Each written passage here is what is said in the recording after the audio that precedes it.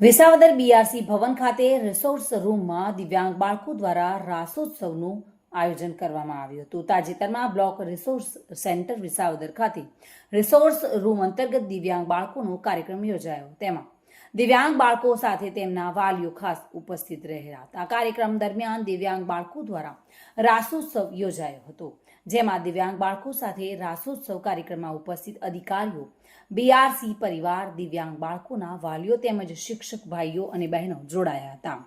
સૌએ રાસોત્સવનો આનંદ માણી દિવ્યાંગ બાળકોની પ્રેરણા અને પ્રોત્સાહન પૂરું પાડ્યું હતું. કાર્યક્રમ દરમિયાન વિસાવદર ટીપીઓ, કેળવણી નિરીક્ષક, બીઆરસી કોઓર્ડિનેટર, વિસાવદર લાયન્સ ક્લબના પ્રેસિડેન્ટ, બીઆરસી તેમજ સીઆરસી પરિવાર, વિદ્યાર્થીઓના વાલીઓ અને શિક્ષક પરિવાર ખાસ ઉપસ્થિત રહ્યા હતા. બાળકોની વિવિધ ભેટ અને લાહણી પીરસીને સૌએ ધન્યતા અનુભવી હતી.